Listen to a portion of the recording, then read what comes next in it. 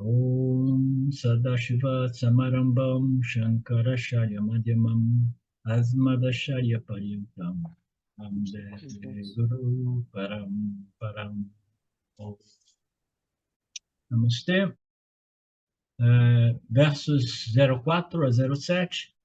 Os versos do 4 a 12, Krishna está definindo a Ishvara, Deus, o Criador, do ponto de vista material, tá? Como a causa material, mais especificamente. Sabemos que, né, esta teoria apresenta o Deus como a causa inteligente também.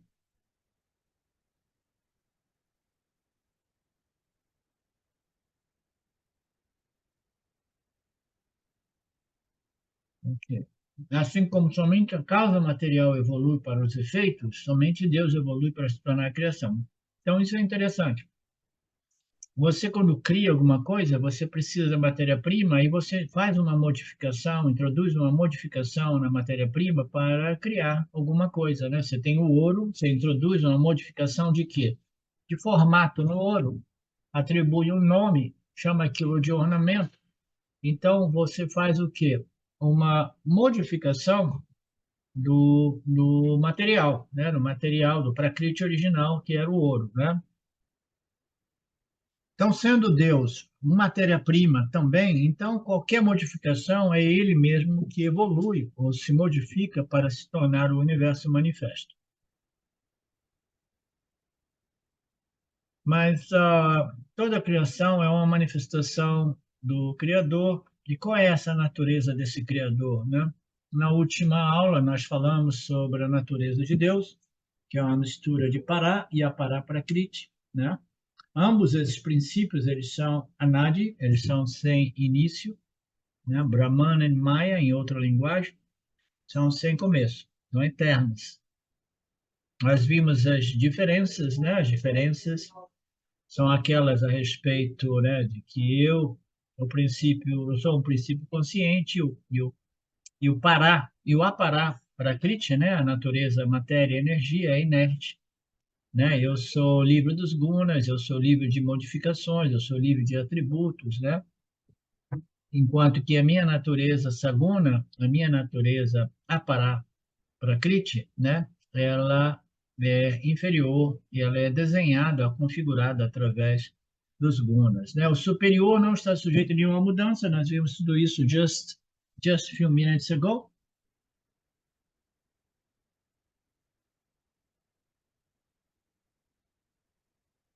Dessa mistura, né, numa outra linguagem, espírito e matéria, o universo surge, né?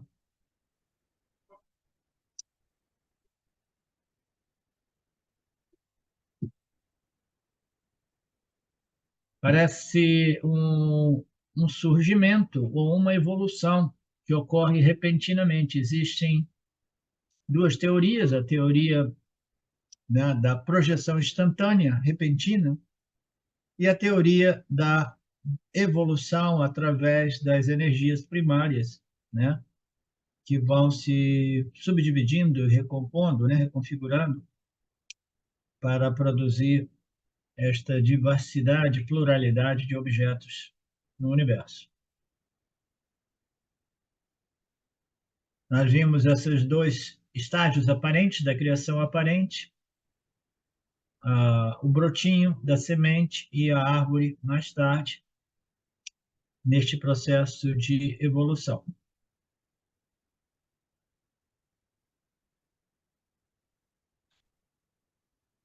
Aqui o Swami nos apresenta uma passagem de um texto que eu não sou familiarizado. Ele diz: na verdade, é uma grande sorte que em Guru Vayu, o grande e conhecido princípio divino de Deus, esteja presente como fluxo contínuo de alegria e sabedoria, que não tem igual, que está além do tempo e do lugar, espaço, e que está sempre livre de amarras que, apesar de ter sido esclarecido por diversas orações e também por palavras de louvor, ainda não está claro e que dá vontade de ver de novo, depois de ver, né? Então, é uma definição, né? Está apresentado aqui a definição de Deus de um modo menos upanishádico, digamos assim. Naturalmente, apresenta ele como um princípio divino, de inteligência divina, né? E que ele se manifesta como um fluxo contínuo de alegria e sabedoria. Sim, Deus, né, é um símbolo de segurança, é um símbolo de sabedoria, e, portanto, né, é uma boa alegoria, né? Colocar ou associar Deus como um princípio de paz, um princípio de satisfação, de alegria, que não tem igual, porque os devotos eles se relacionam com Deus, né, do ponto de vista de que Deus é essa inteligência divina, esse princípio divino, e os devotos eles obtêm muita alegria, muita paz, muita sabedoria. Ele diz que não existe felicidade maior do que esta obtida através da devoção a este princípio divino, né, que está sempre presente, além do espaço do tempo, e ele é livre. Ele é livre de karma, esse Deus, portanto, eu, como adorador, devoto de Deus, eu me torno também livre de karma, porque eu compreendi que o karma depende todo do sistema Deus, o sistema Ishvara. Então, eu vou resolvendo o meu karma no Criador. Né? Vocês lembram dessa perspectiva de ensinamento, de que primeiro eu vou resolvendo meu karma em Ishvara, sem negligenciar a minha parcela de responsabilidade, né? Mas eu vou compreendendo que Ishvara processa todas as nossas ações, nos concede os resultados. Eu tenho somente que observar as leis e princípios do Criador e aceitar esses resultados como grandes oportunidades, como prasada, né? Então, eu vou resolvendo os meus karmas, atribuindo todas as ações e os resultados a Ishvara, sem negligenciar minha parcela de responsabilidade em tudo isso também, né? Então, são descrições um pouco menos upanishádicas e mais experienciais, né? Em Narayana Nyayam, no primeiro verso, Bhattacharya define Deus além dos parâmetros do tempo e do espaço. Por esse motivo, o Paraprakriti continua a ser o princípio imutável. Ele está além do espaço e tempo. Onde tem espaço, onde tem tempo, existe mudanças, né? Mudanças dentro do âmbito do tempo.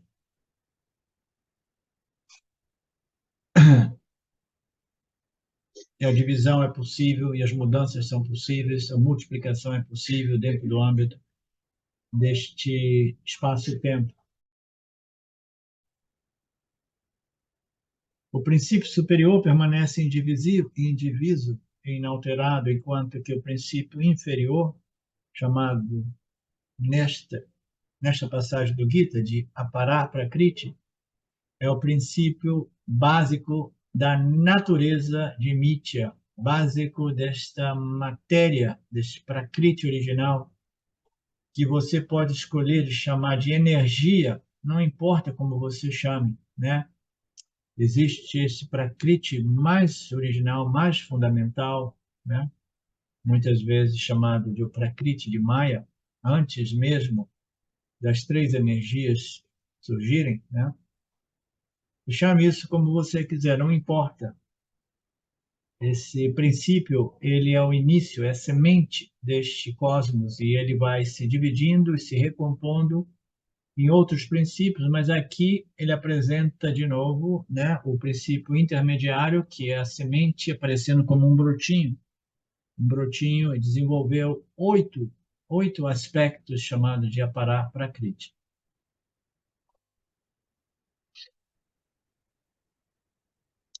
Aqui tem uma analogia bacana. Então, no estágio final, o que ocorre? É que a Paraprakriti ele se amplia, ele se expande para se tornar a criação multifacetada, que consiste em tudo, as galáxias, o sistema solar, os planetas, os continentes. Finalmente, até mesmo o corpo, que também é matéria modificada. E até mesmo a mente vem apenas desta matéria modificada, matéria sutil, a mente, como vocês sabem. De acordo com as escrituras, a mente também é matéria. A única diferença é que a matéria é sutil.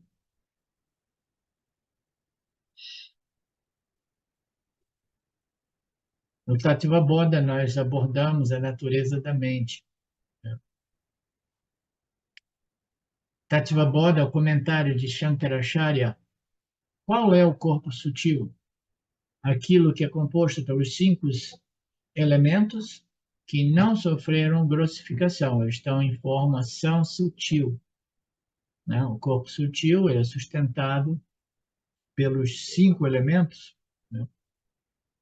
Mas o corpo sutil é sustentado pelo aspecto sattva dos 5 elementos sutis. Então, o corpo sutil, ele desfruta de muito sattva, muita sattva guna, tá? Então, nós temos o aspecto satívico dos 5 elementos sutis que vão configurar o nosso corpo sutil. Já são modificações? Sim. Já sofreram modificações. Essas modificações, elas são com base no karma do indivíduo, né? Santita do indivíduo, das ações passadas que serviram para purificar, né, a mente, ou serviram para, né, intoxicar ainda mais a mente humana. O instrumento para a experiência da alegria e da tristeza, como dito nesse verso, né? Nesse verso que Shwara é uma fonte de alegria. E aqui ele apresenta constituído por 17 itens, a saber, os 5 órgãos dos sentidos. Aqui ele já apresenta essas primeiras modificações dos elementos sutis, né? Apresenta ele como o quê? Como os 5 órgãos dos sentidos, né? Os 5 órgãos, né, da recepção ou percepção, os 5 órgãos da ação, os 5 pranas, a mente, o intelecto. Isso é o corpo sutil, né? Isso apresentado por Shankaracharya deste modo. Em outras passagens, outros textos, nós apresentamos como a mente, o intelecto, o ego e, às vezes, o centro da memória também.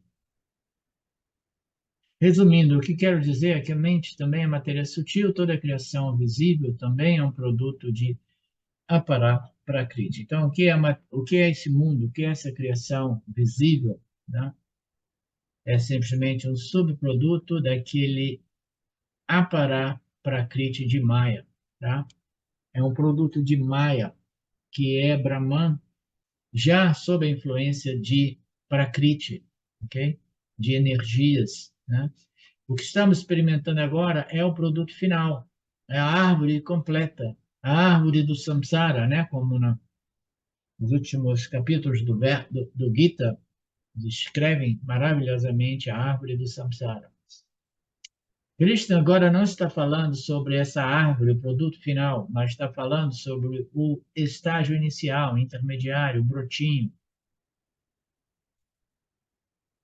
Então, Krishna enumera somente os 5 partes do Aparaprakriti, né? Que são os 5 elementos sutis, né? Terra, ele reverteu espaço, ar, né? Água, terra e fogo, né? Então, são os 5 elementos sutis. Mas aqui também temos que observar em nossas escrituras que eles falam sobre 2 tipos de Pancha Maha Bhutani. Um tipo de Pancha Maha Bhutani é chamado de Stula, né? Stula, Shahira, ou Stula, Bhutani, os elementos Stula, né? O tangível, o físico, né? E os outros 5 elementos concretos. Esses elementos concretos são o produto final. Mas antes da grossificação para produzir os 5 elementos físicos, como nós conhecemos, o ar que nós experimentamos e o espaço que nós experimentamos, é o espaço e o ar grossificado, físico, né? Eles, em sua natureza sutil, eles são, né, extremamente sutis. Ah, mas o espaço que a gente experimenta é muito sutil. Sim, é sutil dentro do mundo físico material, mas ainda aí é uma grossificação do espaço em sua condição sutil. Então, nós temos aqui o Sukshma, Pancha, né? São os elementos em sua condição física, tangível, material, e sua condição sutil, né? E temos o Maha, Bhutani, os elementos sutis, que também vimos no Tattva Bodha, etc, etc. Em inglês, elementos sutis, elementos grosseiros, elementos sutis são produtos intermediários. Elas existem, não manifestam na semente do universo, né, que é o visto, denominado aqui como Paraprakriti. Lá dentro existe o universo, mas não manifesto em condição do pralaya, digamos assim.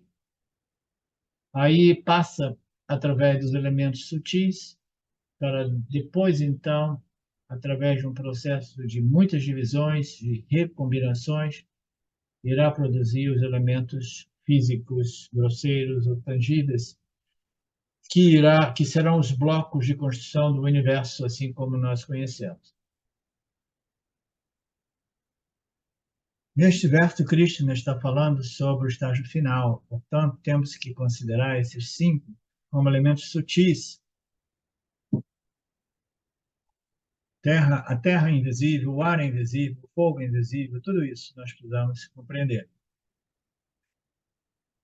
E não apenas esses elementos sutis, outros 3 princípios que também são lá sutis, que é o intelecto, a mente e o ego. Agora ele trouxe os outros 3 elementos que formam os 8 elementos. Então, o que isso diz, né? Traduzindo de modo mais prático, né? Que o Jivatma, né? É parte integrante deste universo. Ele é composto, em sua condição sutil, dos 5 elementos, mais o quê? Uma mente sutil, né? Todo o material mental, emocional, né? Que foi depositado no seu corpo causal, ele se manifesta como não somente a mente, o intelecto e o ego sutil, né? Mas, naturalmente, tudo isso sustentado pelo corpo sutil, né? Que depende dos 5 elementos sutis, né?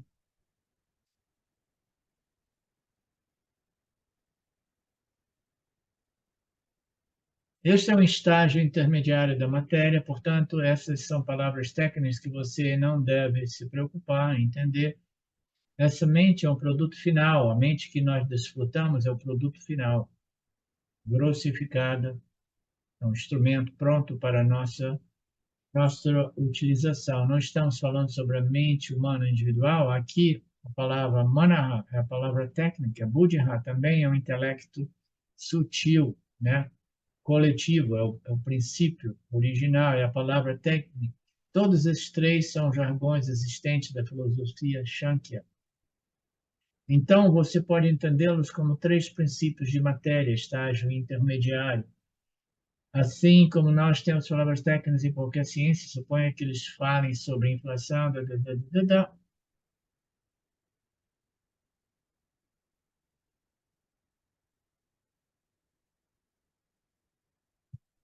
Então, todos esses termos precisam ser compreendidos dentro do seu contexto, né? Aqui ele dá um exemplo de uma palavra como inflação, que pode ser mal interpretada. Então, são jargões técnicos que ocorrem nessa ciência em particular. Assim, toda ciência tem o seu próprio jargão técnico. Aqui as palavras Buddhi e Ahamkara são palavras que ocorrem na filosofia Sankhya. Isso é irrelevante para nós. Aqui vamos ver se tem algo mais relevante.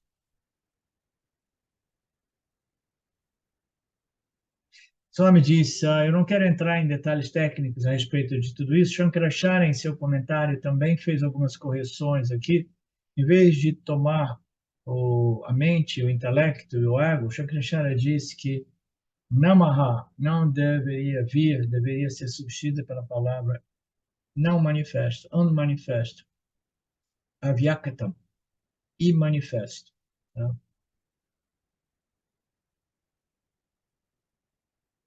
Assim, temos o imanifesto, o Mahata Hiranyagarbha, inteligência cósmica, que é a fonte do egoísmo. Tá?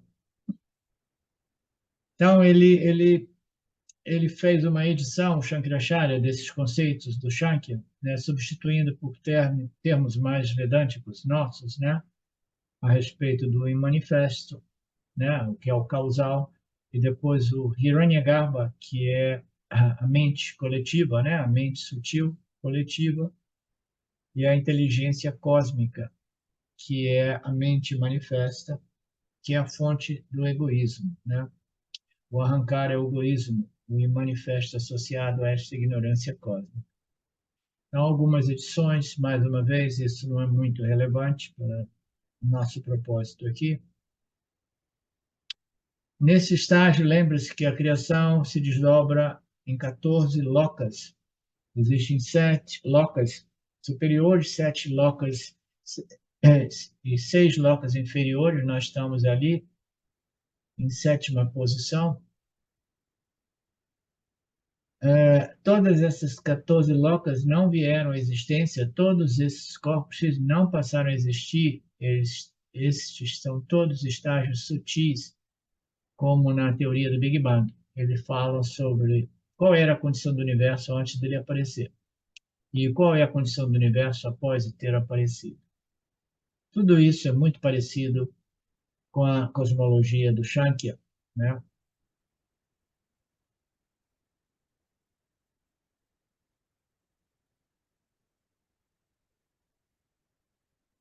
Agora vamos falar de algo mais interessante. Krishna quer introduzir Paraprakriti, a natureza superior do Deus, porque somente eu tenho introduzido Paraprakriti. Krishna ainda não introduziu Paraprakriti. Vamos ver a introdução de Krishna a respeito de Paraprakriti. Ele fará isso neste versículo 5 agora. Esta natureza óctupla é minha natureza inferior.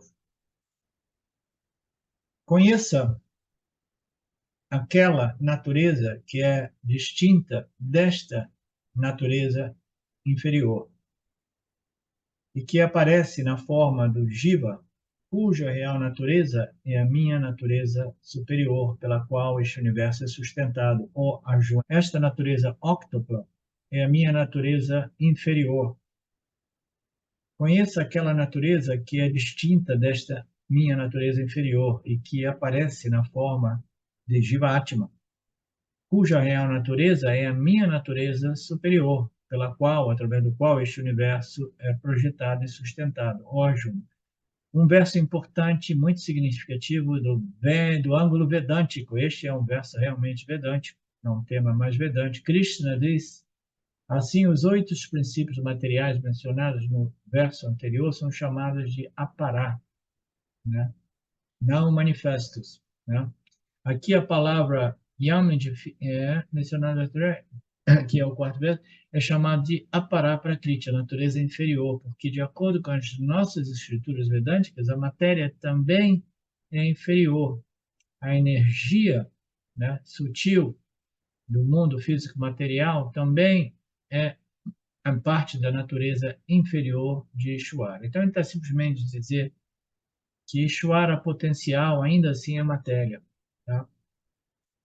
Energia causal, energia sutil e energia grossificada, né, tangível. A energia também é inferior, porque tanto a matéria quanto a energia estão sobre estão caracterizadas como princípio inerte. Então, o que é mais relevante aqui é compreender que os 3 universos, né, esses 3 corpos, tanto do ponto de vista micro como do macro, causal, sutil e físico-material, tudo nada mais é do que princípio inerte, matéria inerte, independentemente da sua condição, seja ela causal, sutil ou totalmente grossificada e manifesta. tá? Tudo isso é o quê? São princípios inertes, né? Tudo isso é o quê? A Paraprakriti. Tudo isso é abençoado por Paraprakriti. Então, a consciência, a existência, né? É o que está simplesmente suportando, apoiando, né? Toda essa manifestação que se grossifica para aparecer como universo tangível. As escrituras consideram a consciência superior porque, de acordo com as escrituras, a consciência não é nem matéria nem energia. Muitas pessoas confundem a consciência com uma forma de energia sutil. Isso é uma coisa, né, absolutamente toda pervasiva em todos os círculos espirituais. Esta confusão, as pessoas confundem, pensam que a consciência seja uma forma de energia criativa, né? Não, a consciência não é uma forma de energia, que a energia é inerte. Existe um princípio que é um princípio de pura sentiência, de pura inteligência, de pura existência, de pura consciência, que irá, né, emprestar essa consciência e existência para essas configurações de Maya, né, para esses fenômenos denominados aqui de a partir do Aparaprakriti, né? E assim eles são denominados matérias causais, matérias sutis ou matérias físicas tangíveis, né? Portanto, tenha isso muito claro, a consciência, que é a nossa real natureza, ela não é uma energia de forma alguma. A energia é uma forma de matéria sempre sujeita a modificação, mudanças. A gente sabe até mesmo em analogia, usando o exemplo da energia elétrica, que ninguém sabe realmente o que seja, nós sabemos como utilizá-la, mas não sabemos como o que ela é realmente. A ciência não consegue, porque até mesmo a eletricidade é um fenômeno tão sutil que a ciência não consegue realmente objetificar e compreender exatamente o que seja. Toda energia está sujeita a mudanças, até mesmo a energia, né, elétrica, né, ela se transforma em movimentos mecânicos, em energia magnética,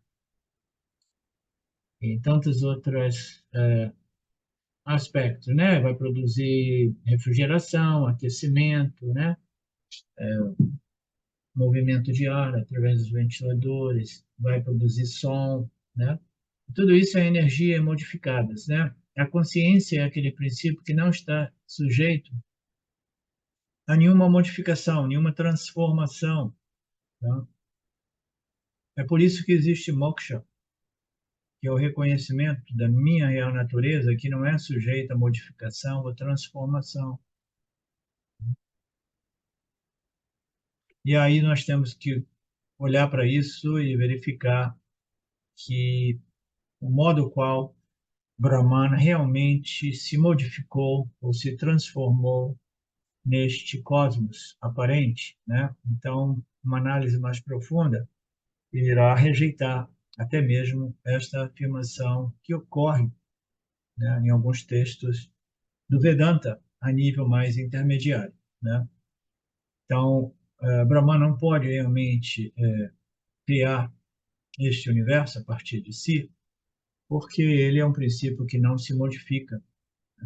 Você sabe que uma criação é possível através da multiplicação ou a partir da divisão de si, né? Ele é um todo sem partes, ele não é divisível e ele não é sujeito a nenhuma modificação. Esta é a natureza nossa como consciência, né?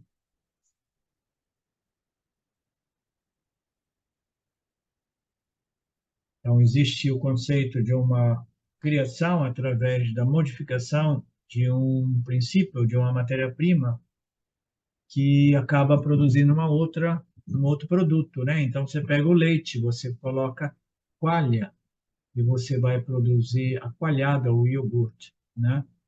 Então, o que que acontece com o leite? Ou você vai produzir o queijo? O que que acontece com o leite? O leite se modificou e se tornou o queijo, nesse sentido, né?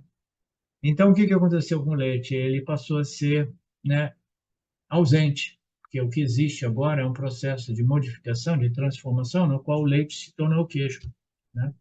Mas a consciência, como nós sabemos, a partir das declarações iniciais dos Upanishads, que ela é de natureza, né, nirvikara, livre de qualquer transformação ou modificação, já é uma prova clara de que Brahman, a consciência, a existência, não realmente criou este universo. Porque se ela realmente criou e ela é a causa não somente inteligente, como a causa material, né? Ela teria que passar por uma modificação no qual o leite desaparece e agora a gente tem o queijo. E se eu quiser voltar para o leite é impossível, porque foi uma transformação efetiva, né? Mas não, a consciência, todas as declarações upanishádicas, né, elas partem do pressuposto que a consciência não se modifica, não se divide, não se multiplica. Existe somente uma consciência. Por quê? Porque todos os Upanishads dizem ela é de natureza não dual, né? É um sem nada além de si. Não está sujeito a modificações. Tá? Então, por que de todas essas especulações, como eu falei antes, é porque a maioria dos estudantes iniciais, júniores, né, eles precisam desenvolver uma certa confiança nos Vedas. E se você coloca a verdade nua e crua para uma criança, ainda no estágio mais infantil, ela vai achar aquilo um absurdo e não vai iniciar esse processo através do qual ela desenvolve não somente, né, maturidade, qualificações, mas uma confiança sempre maior nesse processo vedante, sem o qual o autoconhecimento é impossível. Portanto, a consciência não é nem matéria, nem energia grossificada, nem matéria sutilizada. O que é a consciência? Aí o Swami diz: você quer a resposta verdadeira? A consciência é consciência. Muito simples. Ele diz que você conheça a minha natureza superior, que é diferente de matéria e energia.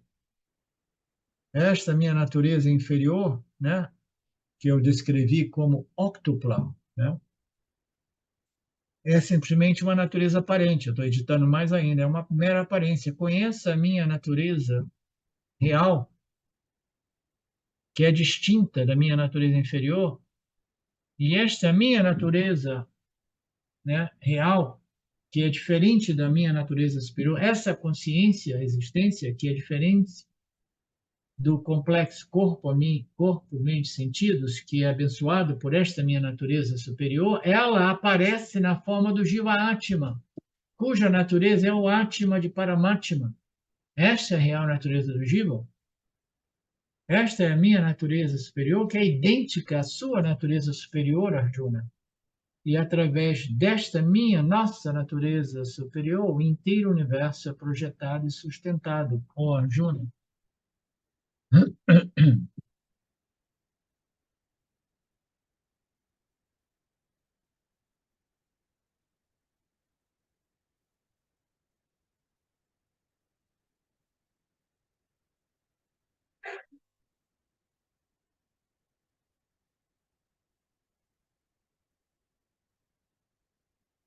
Portanto, a consciência não é nem matéria nem energia.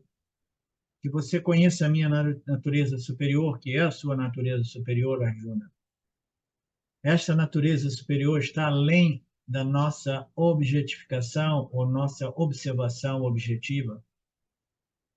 Está além das leis que regem esse universo, sejam elas físicas, químicas ou otherwise. Até mesmo alguns próprios cientistas concluíram que a consciência está além de todas as leis e princípios que regem o universo, as leis da natureza. Esta, ela está além da lei, portanto, esse vídeo você pode conhecer E onde está localizado? Ele está localizado como sua natureza superior para Prakriti. Esse para Prakriti também está muito dentro desta criação inerte. É o que sustenta tudo. É o Adhistanam, né? De todo o universo. Assim como a Paraprakriti está aqui, o Paraprakriti também está aqui como substrato do seu complexo corpo, mente, sentidos. Não existe momento que você não esteja presente como sua natureza Paraprakriti, sua natureza superior. Mas como eu vou encontrar, onde eu vou encontrar essa minha natureza mais invisível do invisível, mais sutil do sutil? Né? Você tem que procurar e descobrir o Paraprakriti, que é o mesmo em tudo e todos. Você tem esse novo projeto, descubra o Paraprakriti. Né?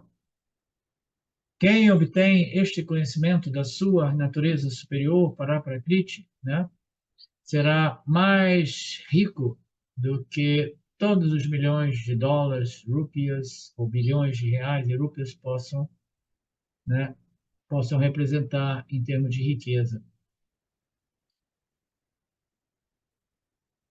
Aí o Swami fala de um programa indiano que não nos diz respeito.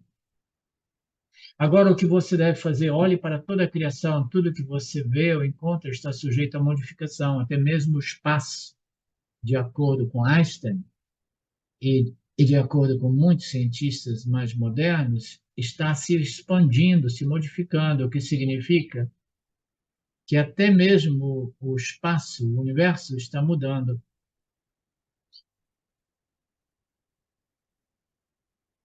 Então, até mesmo o espaço você precisa de rejeitar como Paraprakriti, porque tudo que seja sujeito às modificações que existem no âmbito do tempo e do espaço são subprodutos de Maya, né?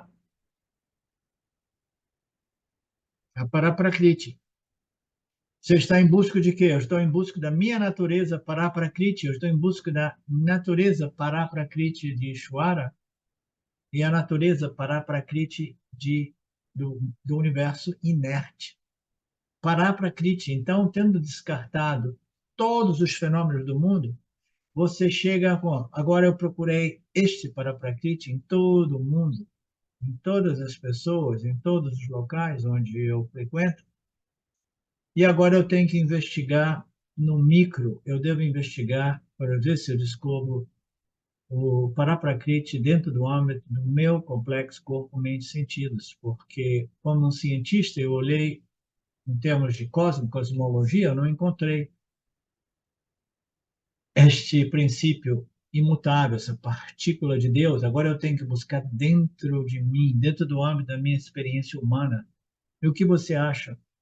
Você vai achar mais matéria, matéria causal, matéria sutil, matéria física. O corpo também é uma forma, apesar de todo o seu esforço para mantê-lo, né, jovem, né, ele em boa forma, né, magro, musculoso, né, o corpo está mudando, a velhice chega, etc, etc. A mente a gente nem precisa de pensar muito, né, porque existe alguma coisa que se modifica mais visivelmente do que o estado mental do indivíduo, né? Então, os humores, né, as sensações, os estados mentais do Jivatma, sobre efeito de avidya, ele se modifica, e Swami diz que ele se modifica violentamente, muitas vezes. Na verdade, tudo que eu observo é a Paraprakriti. Krishna diz que existe Paraprakriti aqui e agora. Descubra este Paraprakriti, que é o substrato de todo o universo fenomenal. Mas o estudante de Vedanta diz que não, eu já procurei esta natureza superior, este Paraprakriti, em toda parte, eu não consigo encontrar. Então, Krishna aqui revela uma resposta, né, muito, muito radical, chocante. Porque vocês não souberam responder aonde encontrar, Krishna vai dizer que tudo o que você experimenta é a Paraprakriti. Então, o que é Paraprakriti? Tudo que você experimenta é a Paraprakriti, e você não encontrou a Paraprakriti em nenhum objeto de experiência, nenhum objeto de conhecimento. Então, por dedução lógica, aonde pode se encontrar este Paraprakriti? Naturalmente, só pode ser, não pode ser, no mundo dos objetos de experiência e conhecimento. O que é esse Paraprakriti?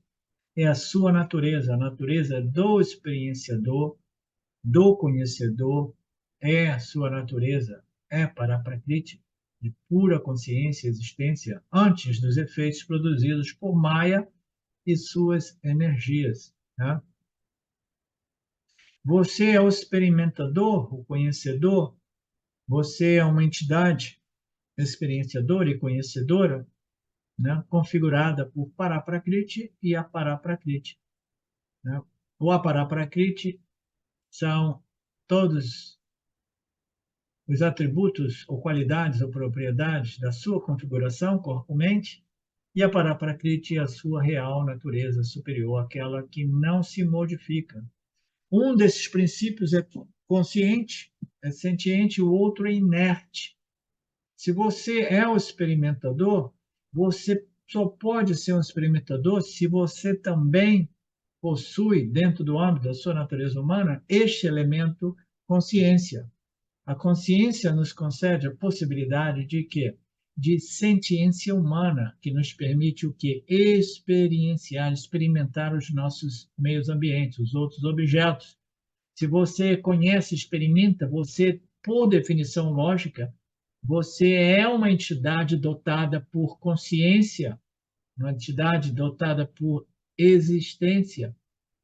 Então, toda e qualquer experiência ou conhecimento estabelecido na sua mente, qualquer momento, aqui e agora, ela depende desta sua natureza Paraprakriti, que é a sua natureza real. Você só pode ser a natureza do experienciador, porque no mundo do experienciado você buscou a sua natureza livre, superior, independente e jamais encontrou. Porque no mundo fenomenal tudo é sujeito a nascimento e morte, mudanças, né? Modificações mais violentas, menos violentas. A insegurança é uma experiência generalizada na mente de todo jiva humano. A insatisfação e frustração devido à impossibilidade de realmente querer experienciar, experimentar somente o que me agrada. Né? Eu sou o princípio consciência puro, a natureza real do Jiva-Atma, que é Paraprakriti. O Shariram observado é apenas a Paraprakriti. Então, o corpo, os três corpos observados por mim, é a minha natureza inferior, constituem a minha natureza inferior. Os cinco koshas constituem a minha natureza inferior.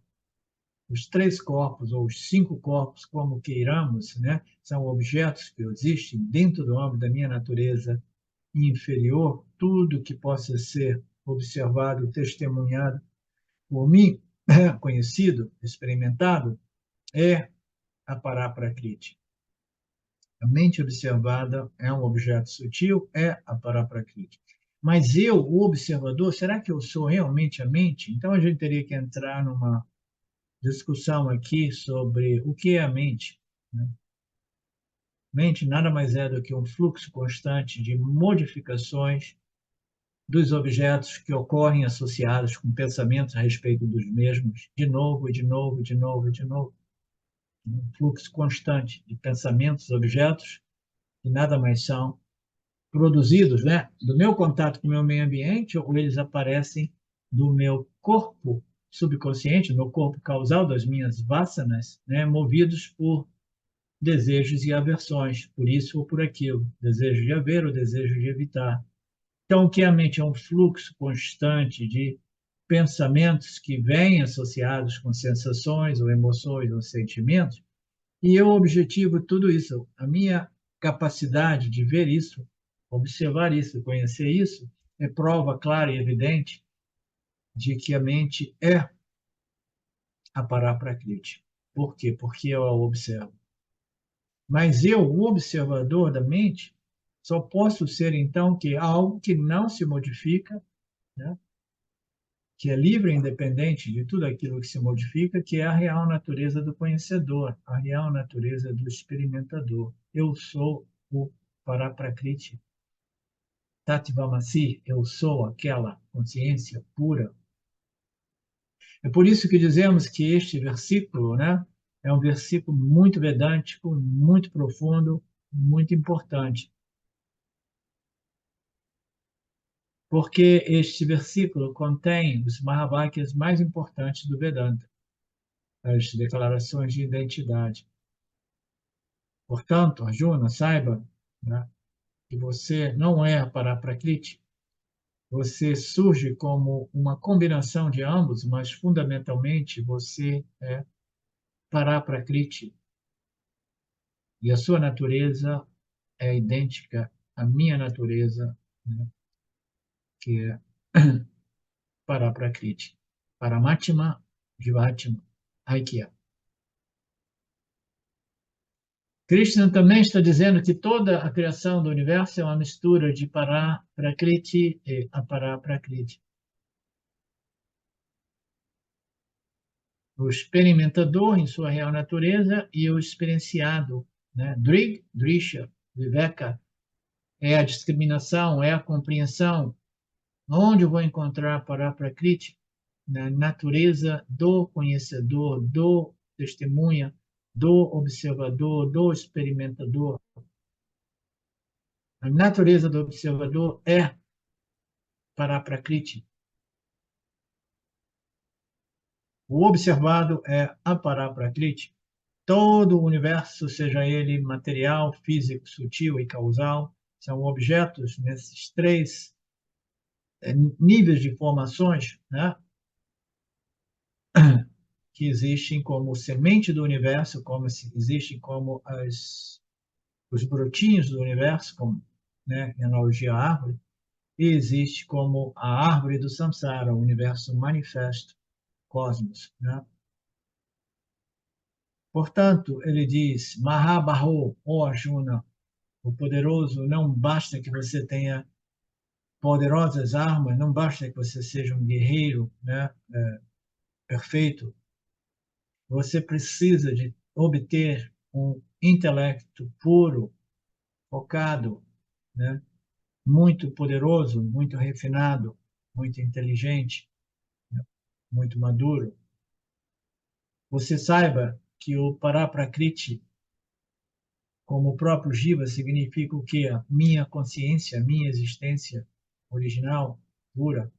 O experimentador por trás da entidade que experiencia, por trás do complexo corpo-mente, por trás também são palavras e expressões que devem ser vistas como apontamentos, né, incompletos, não é por trás. Ah, é aquilo que pervade, sim, um pouco melhor, é aquilo que brilha no complexo corpo-mente, produzindo a consciência humana, sim, também aí a gente tem expressões um pouco mais, né, amigáveis a esse grande desafio vedântico, que é colocar em palavras aquilo que é impossível ser colocado em palavras.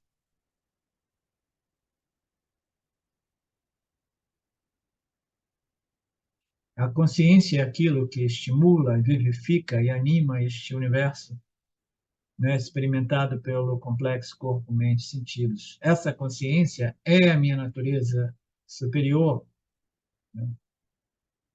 Jiva Bhutam Vidi. E qual é a glória dessa consciência? Apenas por causa desta consciência, desse espírito, né? A consciência pode ser chamada de espírito, mas aqui o Swami fala, cuidado com...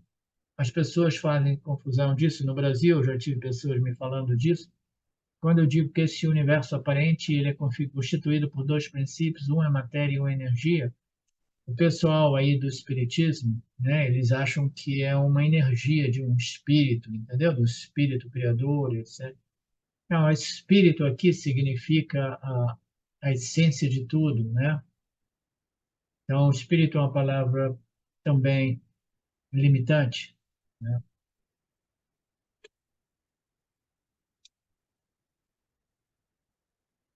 É o espírito, a essência, a natureza intrínseca deste universo físico, sutil e causal, é a pura consciência, apenas, sem nenhum atributo, sem nenhuma qualidade, sem nenhuma propriedade que possa causar criação, mudança, transformação.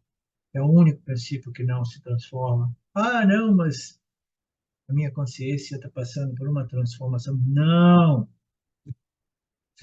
As pessoas, depois de anos associadas a esse ensinamento Vedanta, ainda caem nessas bobagens. Uma consciência assim, uma consciência, um plano consciencial. A mente pode ser dita, né? É energia vibrando com uma determinada frequência, né? Mais refinada, menos refinada.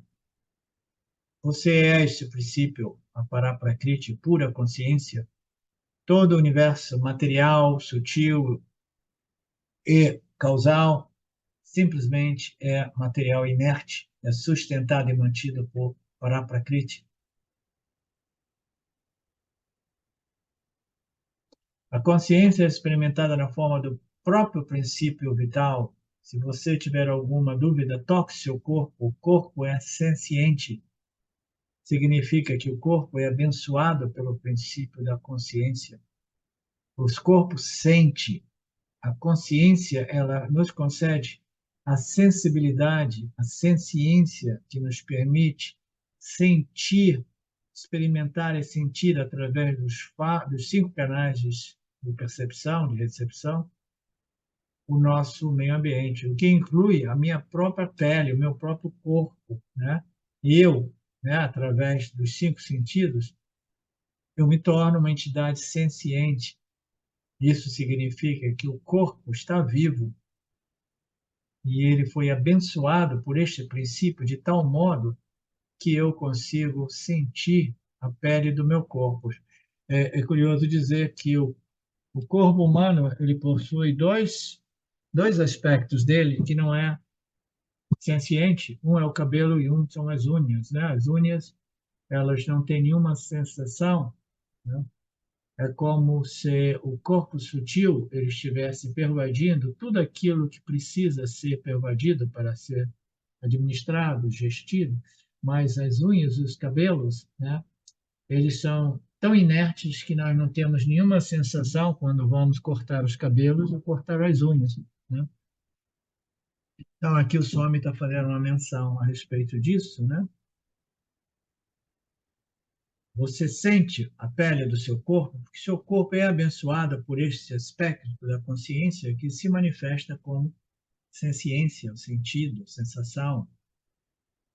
Enquanto houver vida, o corpo está nela e funcionando através desta consciência, deste Paraprakriti. No momento que o princípio da vida não está presente no corpo, o corpo inicia o processo de desintegração. Aquele corpo lindo, maravilhoso, né, que nós éramos tão apegados, ele começa o processo de putrefação, né, e precisa ser descartado o mais rapidamente possível, queimado, né? Agora este corpo é banhado, é perfumado, é vestido, né, cheio de vaidades, principalmente quando o corpo é jovem. Nossa, a vaidade, a arrogância da juventude é uma coisa muito evidente, né? Entenda isso ao nível cósmico também. Todo o cosmos está em harmonia apenas por causa desse princípio consciência que é Paraprakriti, né? O Chaitanya Tattva, a natureza da consciência. O mundo funciona como um ser humano cósmico, isso é bacana. O cosmos é como se fosse o corpo, né? O corpo coletivo de Brahman manifesto através do poder de Maya, Ishvara, né? Se manifestando em seu aspecto material. Apenas por causa desse Paraprakriti, por causa de mim e minha real natureza, o mundo está em harmonia. Por isso que em nossa religião nós olhamos para o próprio universo como um ser cósmico, né? Muito bonito.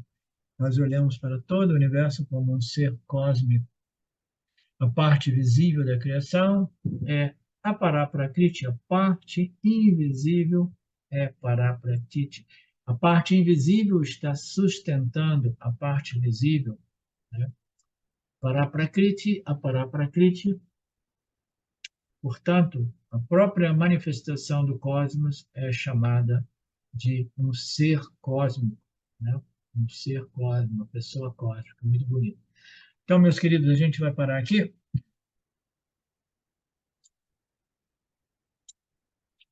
e a gente retorna amanhã. Alguém tem alguma reclamação? Deu para passar por tudo isso sem muita confusão e sem tédio? Então, amanhã nós retornamos a partir de onde nós paramos, tá? Om Purnamada Purnamidam Purnamudachyate Purnasya Purnamadaya Purnameva Vashishyate. Om Shanti Shanti Shanti Om. Namaste.